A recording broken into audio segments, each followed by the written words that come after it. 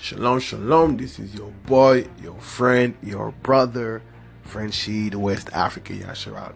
First of all, I want to say all praises and all thanks to the Most High Yahuwah Elohim through the spirit of Yahushua Mashiach for waking us up in his last days, for taking care of us, and for showing us this truth, his word, true word. Yeah, and his truth is that the one that you call the so-called Negroes, yeah, are the real Israelite of the Bible. Yeah, us. So today, this topic, lesson investigation, is going to be about Deuteronomy 28.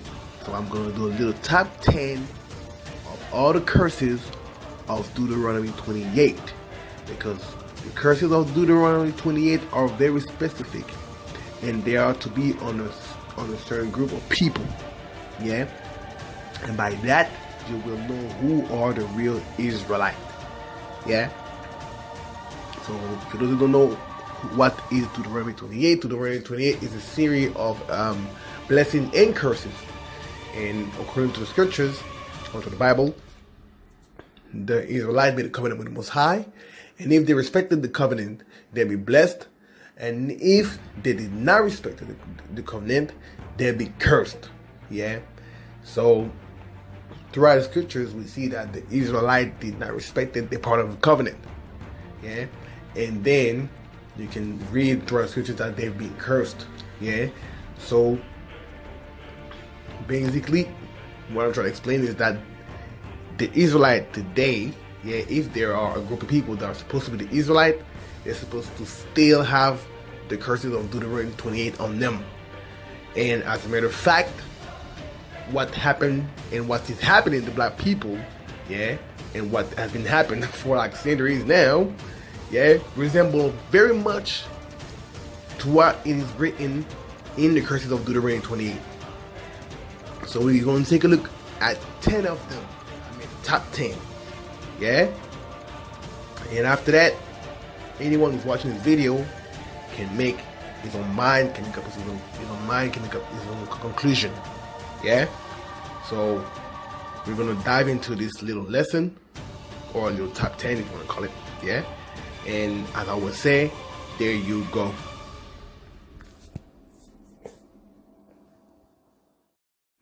Number 1, return to Egypt with ships, and no man shall buy you.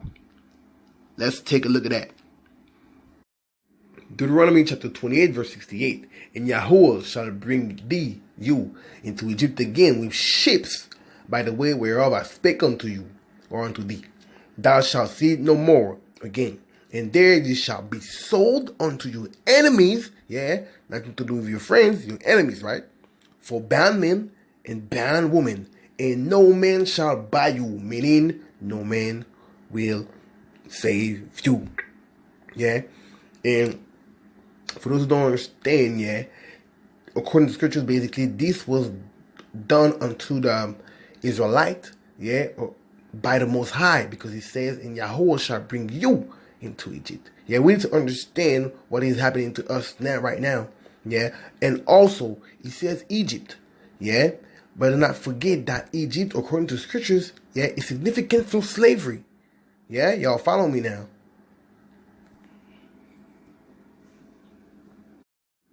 So let me give you an example. Exodus chapter 20 verse 2. I am Yahuwah your Elohim, which have brought you out of the land of Egypt. Check this out. Out of the house of bondage. Bondage meaning slavery. So when we read before that Yahuwah said that it will bring you into Egypt again, yeah, we're supposed to think like it will bring you into slavery again, but with ships this time, with ships. Y'all following? So yeah, we all know what really happened to our ancestors. They were carried by ships to the New World, and either, if you don't really know about the sub-Saharan slave trade, they were also carried by ships by the Arabs, but towards Arabia, or even all the way to Indonesia. So like that picture right there was Arabs on ships. That's an Arab ship, and they're black slaves. Yeah, For those of y'all who don't know, that the Arabs also were into the slave trade. But the realness about it is that our ancestors really were carried by ships. You see what I'm saying? Fulfilling the prophecy. Alright. Let's have a little touch on history. Yes, then dealing with these ships. Yeah. Still on number 1. And let's see. That's Slave Trade. Yeah, by Hugh Thomas. And that's a huge book, by the way. Yeah. And let's see in page 78, right?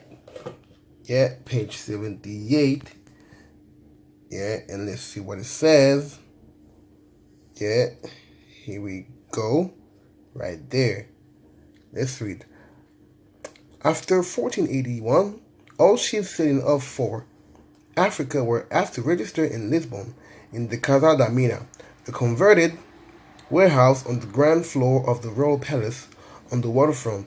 A subsection of this, the House of the Slaves, Casa de Escravo, was founded in 1486.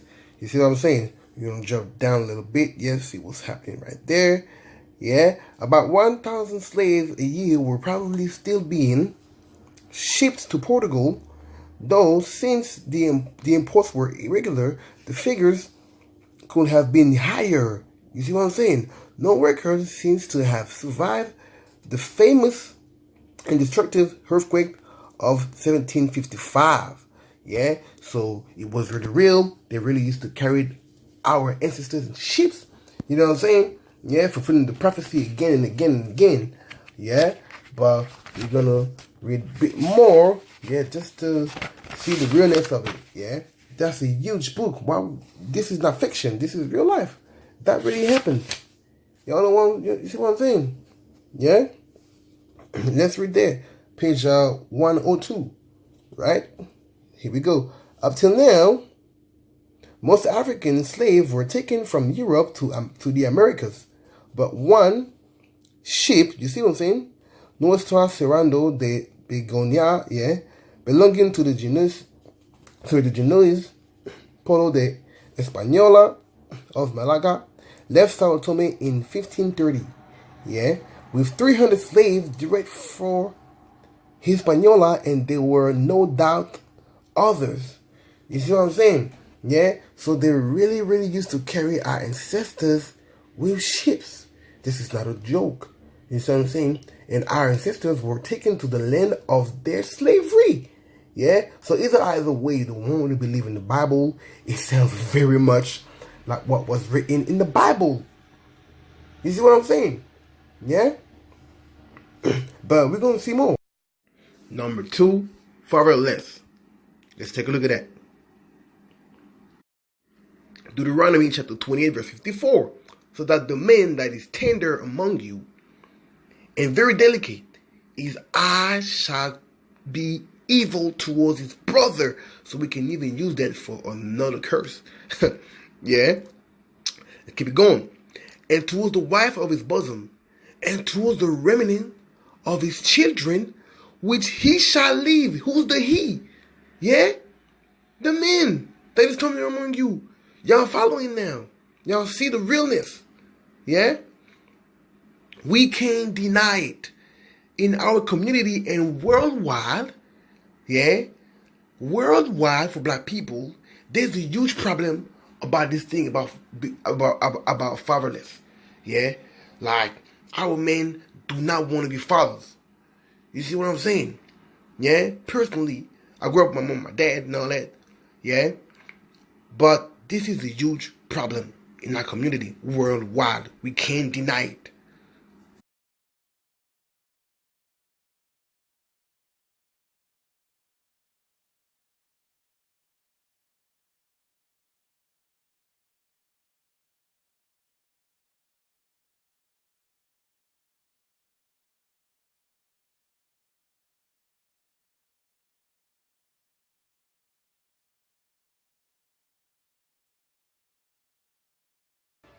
Well, I'm serious now. Well, I'm serious too, Raheem, and this does not make you a man. I need a real man, Raheem. I'm not letting my child grow up be fucked up like you and your stupid-ass friends. Yeah, well, fuck you then. I don't need your tired ass anyway, bitch. Yeah, that was real smooth, man. Yo, man, I'm squashing her. That shit is too much work.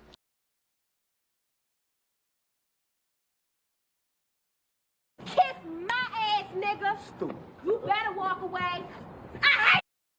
Number 3, black on black crime. So we still gonna stay in the same chapter and verse. Yeah. So Deuteronomy chapter 20 verse 54. Once again. Yeah, because that little part says a lot. So that the man that is tender among you, yeah, remember, and very delicate, his eye shall be evil towards his brother. So we know what it means. Yeah. And we're supposed to remember that these black on black crime is all around the world for black people. Brazil, London, New York, wherever. Yeah, Africa. Yeah, all around for Negroes. Yeah, we know the truth. So we all know about that black on black crime. You know what I'm saying? Yeah, especially for those of us that live in like dangerous neighborhood or some live in the hood. You know what I'm saying? Yeah, we don't know what it is. You see what I'm saying? Like just to talk. I'm here in London. Yeah, and this black on black crime is crazy. Every day you read the newspaper or you go whatsoever neighborhood and you hear, oh, this got killed, this got this and that. You see what I'm saying? I look over America and I see my brothers, same thing. Yeah. And I'm from Paris. Yeah, I'm from Paris. I grew up in Paris. Same thing. And I used to be in gangs myself. You know what I'm saying? Yeah. I look over Brazil and all these places, yeah, even Africa and all that, yeah, Nigeria, Africa Coast, all these places, yeah, all these places where the real Hebrews scattered to, they're black on black crime. You see what I'm saying? And matter of fact, this black on black crime started before slavery, and I'll prove it to you right now. Weapons and rum for slaves, African kings and merchants had little reason to hesitate. They viewed the people they sold not as fellow Africans, but criminals, debtors, or prisoners of war from rival tribes. By selling them, kings enriched their own realms and strengthened them against neighboring enemies. African kingdoms prospered from the slave trade, but meeting the Europeans' massive demand created intense competition. Slavery replaced other criminal sentences, and capturing slaves became a motivation for war rather than its result. To defend themselves from slave raids, neighboring kingdoms needed European firearms, which they also bought with slaves. The slave trade had become an arms race, altering societies and economies across the continent. As for the slaves themselves, they faced unimaginable brutality. After being marched to slave forts on the coast, shaved to prevent light. Those camps who shout on these streets, "We are Hebrew Israelites and not Africans. The Africans sold us into slavery and we have no relationship with them." For your information, the majority of the victims of the transatlantic slave trade met their fate at the hands of fellow Hebrews. Hebrew on Hebrew crime. Do not be surprised. Do not think it's unheard of. We have the same atrocity documented in the Torah when Joseph was sold by his own brothers. This was repeated again when Hebrews in Africa sold their brothers as slaves to the West. And now number 4, we have become a byword. Let's keep it going. Deuteronomy 28, chapter 28, verse 37. And thou shalt become an astonishment, a proverb, and a byword among all the nation, whether Yahuwah shall lead you. You see what I'm saying? Yeah? So, we cannot keep thinking that this Bible is not true. We are these people. You know what I'm saying? We're the only one called bywords. So once again, yeah, we see the truthfulness of the scriptures.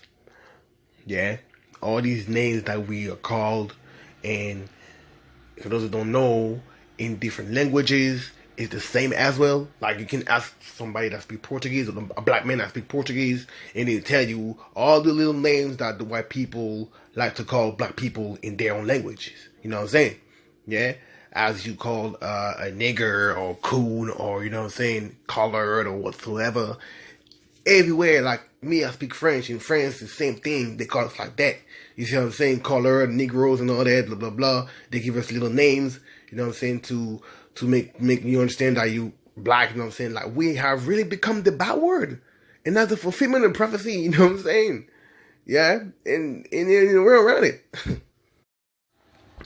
Number 5, children separated from their parents. Let's take a look at that too. Let's keep it going again. Deuteronomy chapter 28 verse 32. Thy sons and thy daughters shall be given unto another people, and thy eyes shall look and fail with longing for them all the day long, and there shall be no might in thine hand. Meaning you will have no strength to save your children. And that sounds like that's very, very, very fact right here. Yeah? But let's take a look at that. So we all know what really went down at the time of slavery for our ancestors. Yeah, when they were sold on ocean blocks. Yeah, we know that to separate a mother from a child was a regular thing. You know what I'm saying? To separate a father from his children. You know what I'm saying? Or to separate a brother from his sisters. You know what I'm saying? They even used to separate people from different tribes for them to not speak the same language on those ships. You know what I'm saying?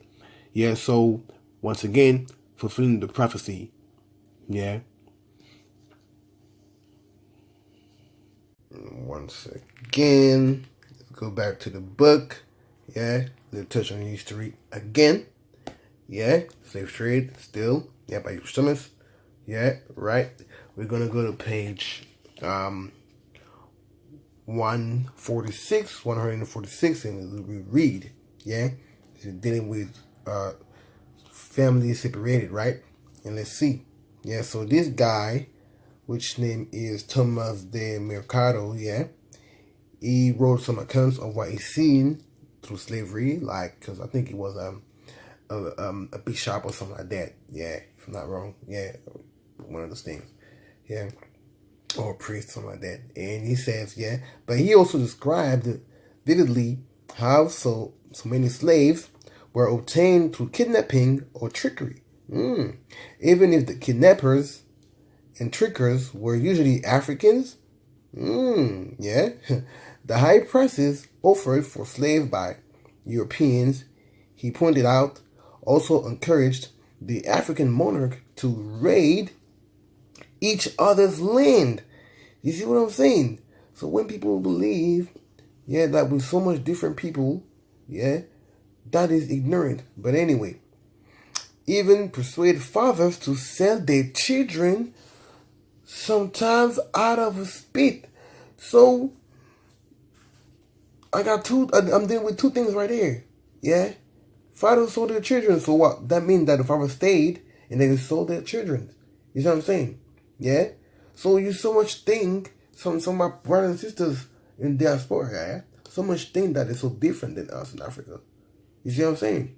Yeah. But anyway, that's another topic for another day. But still dealing, yeah, we're just gonna read. Even persuaded fathers to sell their children, sometimes out of spite. To go what? To slavery. So remember when we just read, yeah?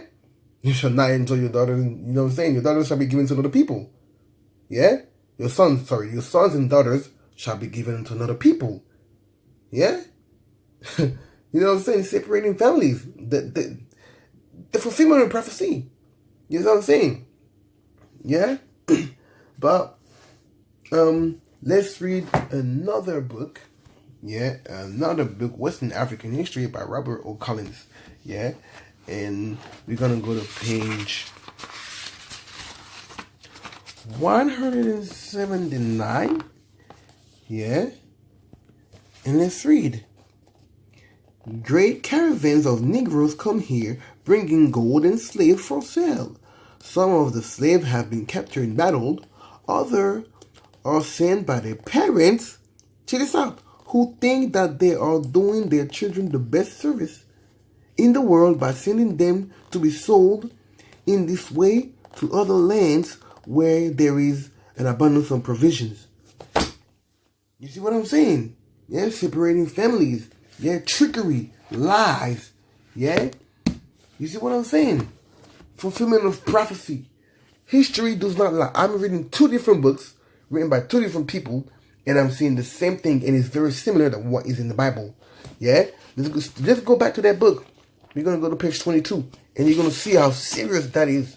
Serious that is. Yeah? So, yeah, let's read. Let's read, yeah? Check this out. It's a bit blurry. Sorry. Then was it needful to part fathers from sons, husbands from wives, brothers from brothers. No respect was shown to either friends or relations, but each fell where he like took him. Bang! You see what I'm saying? Slave trade. Slave trade. This is all about slave trade. This is all about slave trade. Yeah?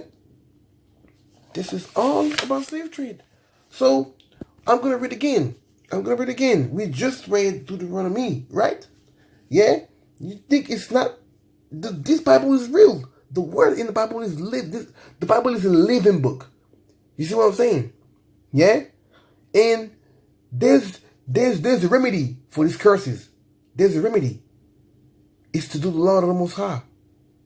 The laws and commandments of the Most High. That's the remedy. That's what we need to do. Yeah? But anyway, I'm going to read it again.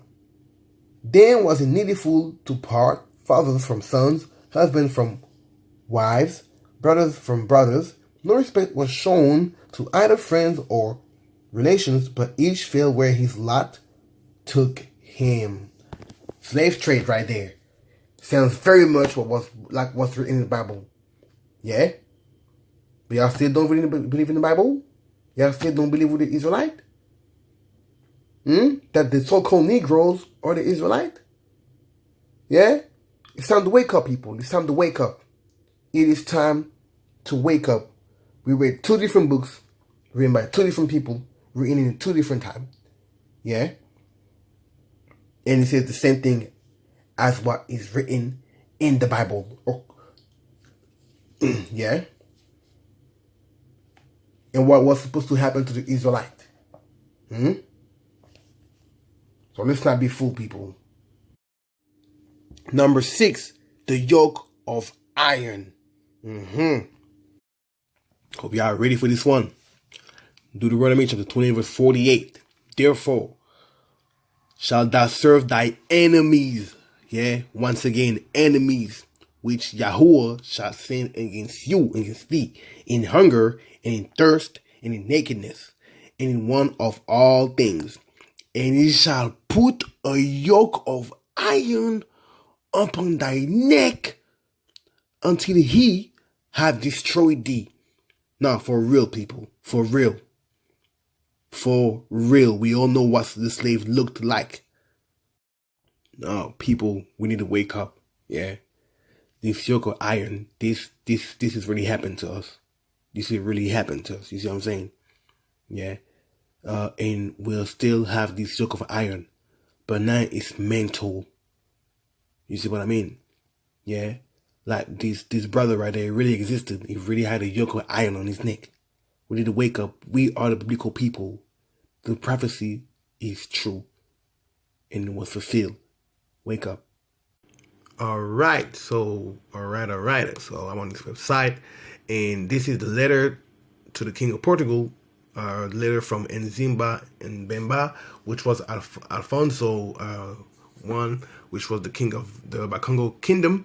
Yeah, and he wrote a letter to the King of Portugal. Yeah, speaking of what the slave traders doing to his people. You see what I'm saying?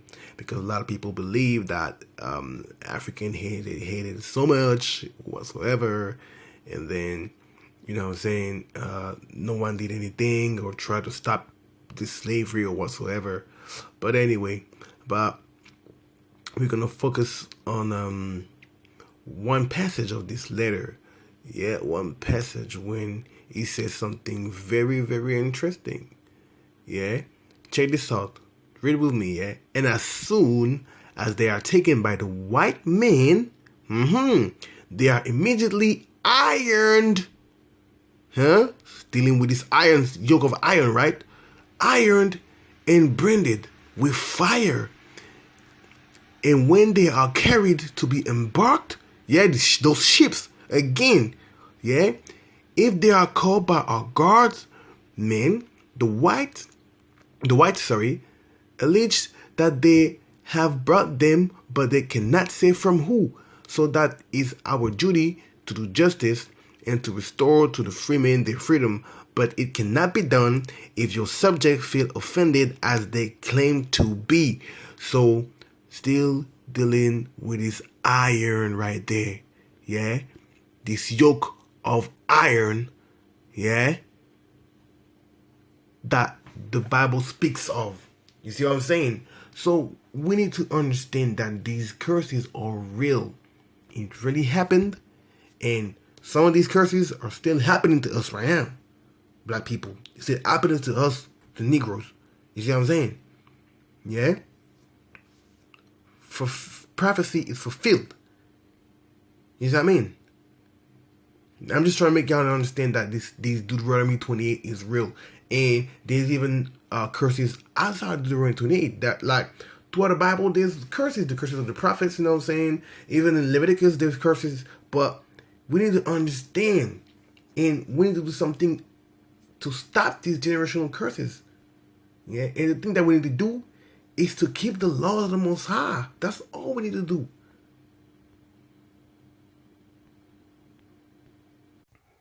All right. Still dealing with this yoke of iron. Yeah, we're going back to our Western African history. Yeah, we're gonna go to page. Yeah, dealing with the historical proof. Yeah, because this is not a game. People think it's a game. It's not a game. Yeah, page 192, and we read. Yeah, and I'm gonna read more fact from there. Have been several. So basically, before I start, always so make you understand. So this speaks of a slave mutiny. So this guy, William Snell Graves, speaks of the accounts so that's his accounts of the mutiny of slaves on his ships. You see what I'm saying? Yeah. So he explained why he had to do to them for them to not do any mutiny. You see what I'm saying? Yeah. All right. So we read. I have been several voyages when there had been no attempt made by our Negroes. You see who's talking about? Yeah. To mutiny, which I believe was owing chiefly to their being kindly used, and to my officers' care in keeping a good watch. But sometimes we meet with stubborn people among them who are never to be made easy. And these are generally some of the Coromantines. So Coromantines, if you do not know, is people from most likely they say Avron tribe, or they say like Ashanti tribe and all that, or from the Gold Coast of Ghana, basically. Yeah, or Akan people, if you want to call it that. Right? So that's what they call it. Yeah. You can keep going. Nation of the Gold Coast. So Gold Coast is the now-day Ghana. Right? Yeah. And we keep reading. I went in the year 1721 in the Henrys of London, a voyage to that part of the coast, and brought a good many of these people, so the Coromantines. Yeah. We were obliged to secure them very well in irons. This yoke of iron again and again. And watch them narrowly. Yeah. So again, yeah, this is a book. This is not the Bible. This is Western African history. Yeah. Western African history. Right? yeah, we were obliged, these Crimantines or all the Negroes, yeah, or should I say the real Israelite, yeah, we were obliged to secure them very well in irons. Yeah, the Most High, what did the Most High said? Yeah, your enemy shall put a yoke of iron on your neck till he had destroyed you. So simple, you got your answers. Who are the real Israelites? Who are the real Israelites? You see what I'm saying? We need this truth, wisdom, and understanding of knowledge. Number 7, another nation shall eat the fruit of thy land. And a lot of people don't understand that prophecy right there. So, Deuteronomy chapter 28, verse 33. The fruit of thy land, yeah, but people don't understand that prophecy, yeah. And all thy labors, listen to the words, shall a nation which thou knowest not eat up, and thou shalt be only oppressed and crushed alway. Yeah? So, is it ever recorded in our Torah that the Israelites were forced to labor in Israel? Yeah, because if you read more, the curses of Deuteronomy 28, yeah, is upon the Israelites forever. Yeah, as soon as they start messing up with the Most High or sinning, yeah, or disrespecting the covenant, yeah, as soon the curses coming upon them, right? So is it ever recorded that the Israelite was forced to labor in Israel? Yeah. Either way, we had the Greeks and all that come in, but forced to labor, yeah, there's not that much, yeah. And we also know that these curses are forever, yeah. So understand, even when our people were taken, yeah, to the new world, the same thing happened. They worked, yeah, they worked. Even some people died so much because they worked so much, yeah. And this was the fruit of the land, cotton and all that, yeah, in the field and all that. So the same thing is happening also in Africa, yeah. Because if we did not know, a lot of the resources that the whole world is using, even you right now, you using it, yeah, is the work of little children in Africa and little Israelite, yeah. Deuteronomy chapter 34. So thou shalt be mad for the sight of thy eye, which thou shalt see, yeah. And I seen it, and that's why I'm mad right now. You hear the sound of my voice, right? Yeah. Proving that the prophecy is true. But I'm privy to you. I am just in the queue to go to Kinshasa. I'm in Addis Ababa in Ethiopia. The queue is predominantly Chinese and Indian people.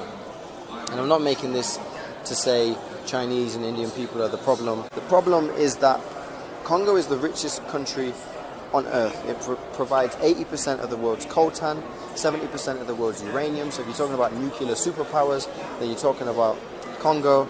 And until Africa and Africans and the diaspora start to reclaim Congo and reclaim the resources in Africa, we will never be rich. And this is something you need to start thinking about. The queue should be full of Ethiopians, it should be full of Somali, it should be full of Ghanaians, it should be full of North Africans, it should be full of Caribbeans, but instead it's full of Indians and Chinese. They are coming to the country to make money from the country, and Africans aren't. So in your smartphone, it's an essential component of batteries in electric cars. Cobalt has become a coveted metal. Most of it, about 60%, comes from just one country, the Democratic Republic of Congo. But there are ethical concerns. Amnesty International says children and adults are mining cobalt in extremely hazardous conditions. France 2's Marc de Chavron reports with Erin Okungeye. It's a race against the clock to dig up as much of the precious mineral as possible, whether by mechanized industrial mining or hard human labor. Cobalt is one of the world's most coveted resources. Its value has nearly tripled over the past year. But who is benefiting from these rising prices? The answers may be found in the Democratic Republic of the Congo, which produces 60% of the world's cobalt. It's a source of great wealth for some. For others, cobalt rhymes with a growing black market, corruption, and worker exploitation. This is one of the biggest mines in eastern Congo, a 40 meters deep open pit, and the result of just 1 year of excavations. Opaque circumstances. Cobalt is a material of utmost strategic importance. Chinese companies are present all over eastern Congo, willing to go to great lengths to obtain the precious mineral, including makeshift mines, like this one. And €2 per day. After they fill their bags with the cobalt, they sell the merchandise on the black market, which is controlled by Chinese companies, like this one.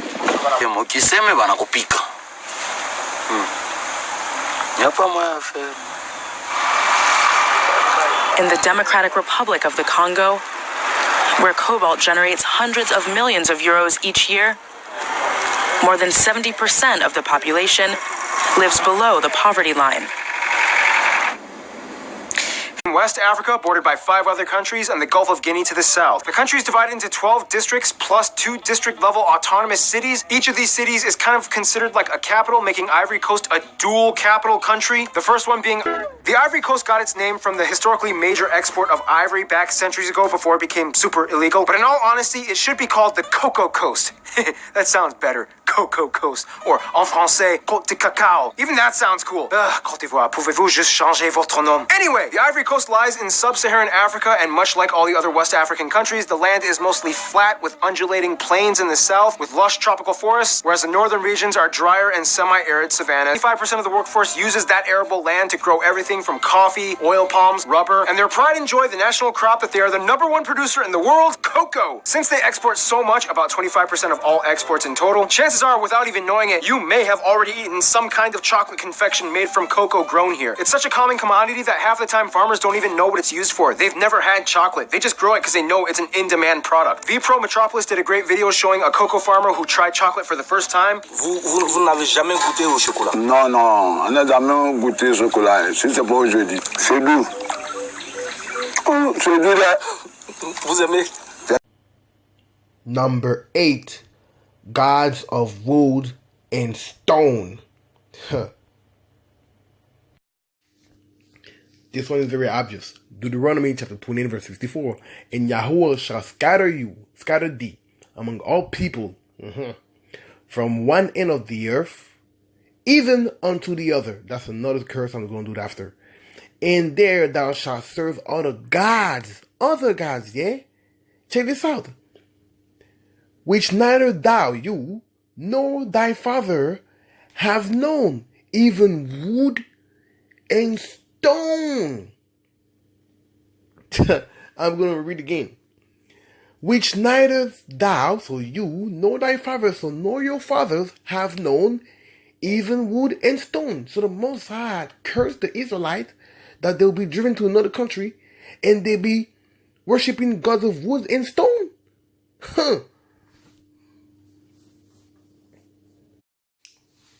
So we shall serve the gods of wood. Yeah, we know who the God of wood is. Yeah, and on top of that, Jesus is not his name. He didn't even die on the cross. He was hanged on a tree. Yeah, proving that with biblical people. But anyway, yeah, so we know the God of wood, who it is. And the God of stone, like the cube of stone over there in Arabia, with the Arabs, the real Edomites. Yeah, and our people love these false religions, and they're being deceived non-stop. You see what I'm saying? Yeah, not knowing that all that is the curses of the Mosa upon us. It's time to wake up. Alright, number 9. You and your king will go into captivity. Facts. Alright, Deuteronomy chapter 28, verse 36. And Yahuwah shall bring thee, you, and thy king and your king, which thou shalt set over you. So we set a king over us. Alright. Unto a nation which neither you, or thou, nor thy father, nor your fathers, have known, and there thou shalt serve other gods, wood and stone. Once again, but we need to pay attention to the very beginning of the verse when it says that you and your king shall go into a nation. Yeah? Because that is a fact. And it really happened. Check this out. They are branded with a red-hot iron. In fact, the grandson of the king of Congo was taken into slavery. His name was Ganga Zumba, which translates into Great Lord. His mother, the Princess of Congo, led a battalion in the Battle of Mbwila, but the Portuguese aligned with the African enemies of Congo, which included the notorious Mbangala, who were pretty much the Zulu of the region, and other African forces joined the fighting, numbering in the thousands. Due to the defeat at Mbwila, her son was taken to Brazil as a slave. But Ganga, knowing who he was, refused to be a slave. He became the first leader of a massive runaway slave settlement in Brazil. Some even referenced it as a kingdom because it had a palace, guards, and ministers. Brazil, like much of South America, became a port of entry for many Bakongo people and was Number 10, scattered to the four corners of the earth.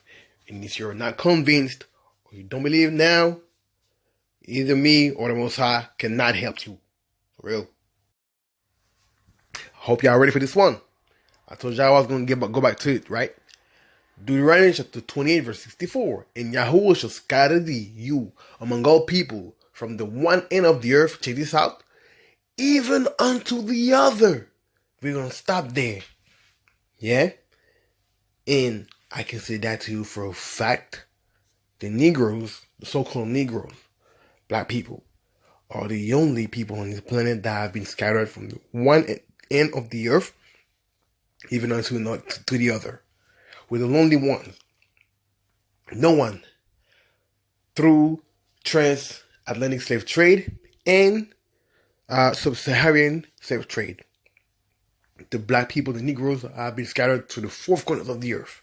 It is a fact no one can deny.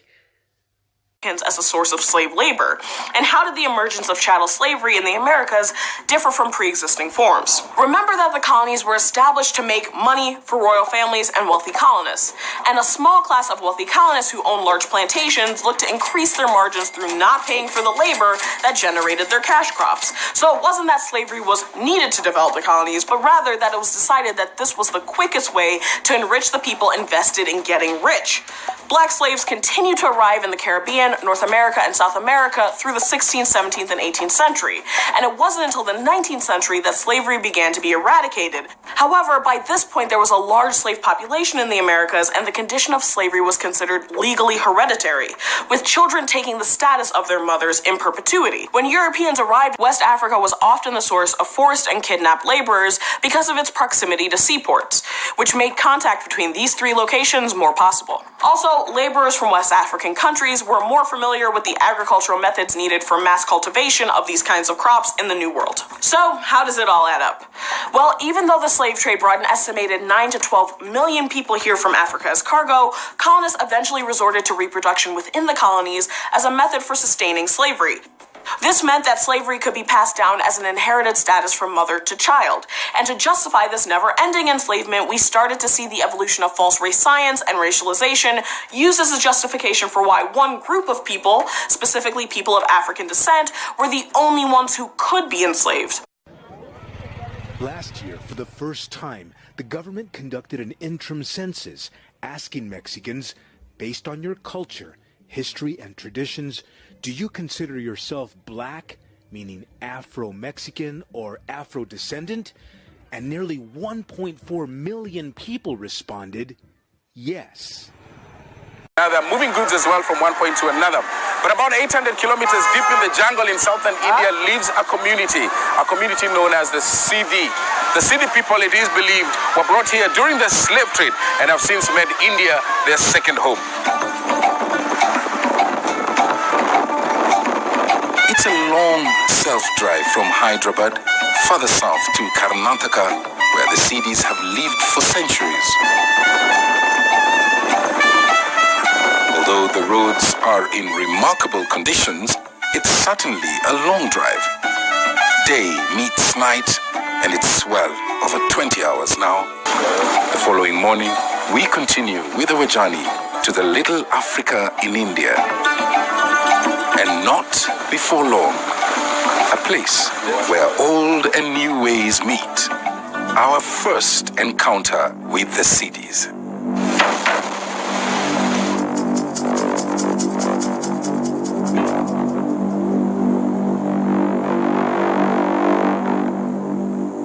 We encounter more Sidis as we make our entry into the forests. School children on their way to school.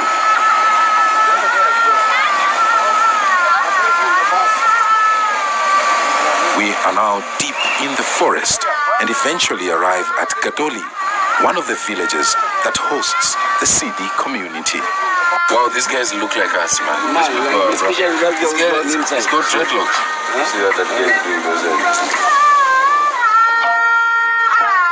Look at this man, the village headman.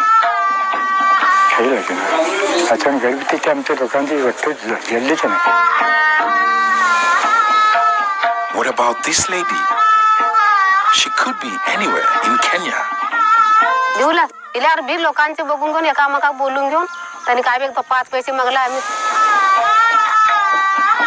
This young man could also be plowing his fields in any corner of Kenya. How did we do to let go from Africa? Because they used to see our people and your people. Yeah. What about this gentleman?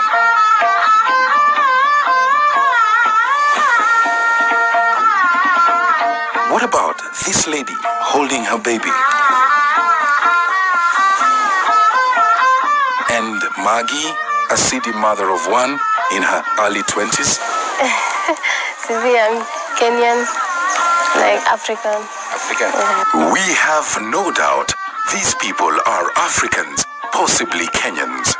This one looks like my brother. This one just looks like. Some people look like them. Exactly, yes. What the future holds for him, but he's aware his ancestors originally came from Africa. British used to bring the people to work. So we think that we came from them. They bought us for working, and they went back. So they forgot to carry us. So they left us here. The Sidis have been branded as incapable of intellectual endeavors, only talented in music and sports. Bosco Kawesi, a Ugandan who interacted with the Sidis while studying in India, is president of Sidi Educational Welfare Society, an NGO that empowers the Sidis in the area of education. At the Schoenberg Center in New York, Sylviane Diouf, who's tracked the Sidi people's journey from the African coast to the Indian subcontinent, explains the roots of the Sidis currently residing in Gir. The Sidi today are the descendants of the 1800s people, as well as some Africans who arrived actually later. Junagadh का जो नवाब था वो लाया हुआ था किसी को body करके ले लाया था कोई ऐसा कोई जिसे पटरी है ट्रेन का पटरी तो उनको उठाने के लिए कोई इंडियन का कोई काम नहीं कि उठा सके तो हमारे लोग जो जैसे मजबूत होते हैं स्ट्रॉन्ग के लिए वो उठाना जरूरी है तो वो लोग इसमें भी आए थे कोई लोग बॉडी करके लिए आए थे इसलिए यहाँ पे लाए हुए हैं हम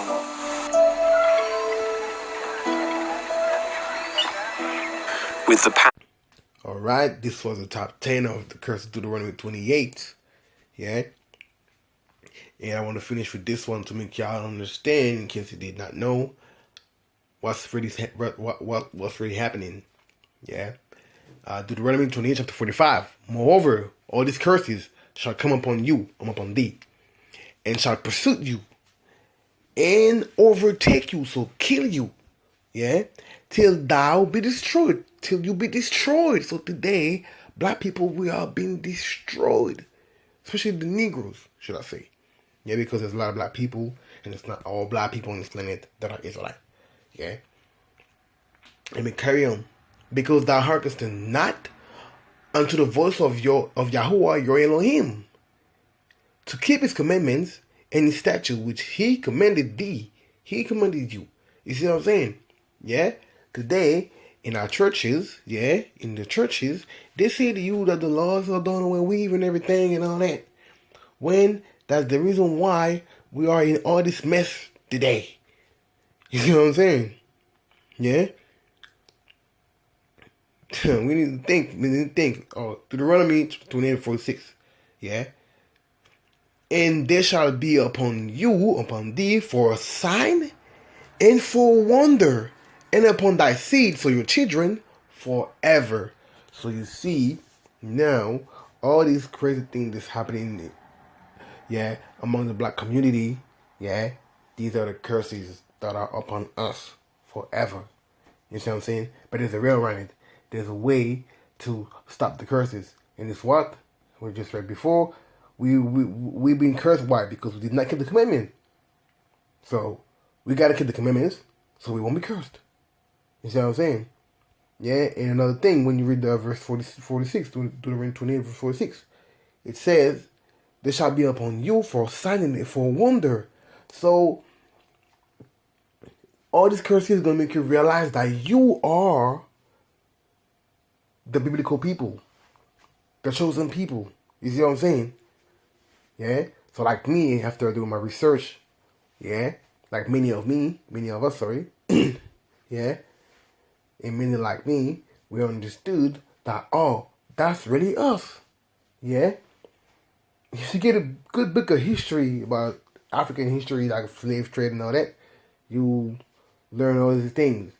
And if you put it right into the Bible and read Deuteronomy or any curses in the Bible or whatsoever, you'll see that they go hand in hand.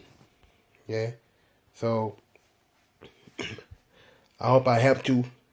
Yeah. And seek Yahuwah Elohim and his word and keep faith in the Messiah Yahusha HaMashiach. Yeah.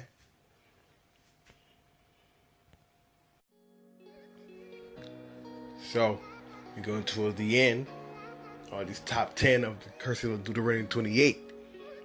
And I just hope that I've enlightened you and I've helped you discover more truth. You know what I'm saying? And in these last days, yeah, we need this truth. Believe me, we need this truth. Yeah. If you understood that you are a Hebrew Israelite today, keep these laws. Your laws are concentrated in the first 5 books of your Bible, which is commonly known as the Torah. Yeah. But don't worry, you still have to keep faith in the Mashiach, in the Messiah if you want. Yeah. Don't worry about it. But just understand your true identity. You know what I'm saying? Yeah. And there's a way to get rid of these curses is to keep the laws of the Most High. Do your own research. Yeah. Do your own investigation all the time. Pray for the Most High to lead you to some more truth. You know what I'm saying? Yeah. And everything be alright. So I hope I've helped you a lot today. And love y'all. And shalom, all my Negroes.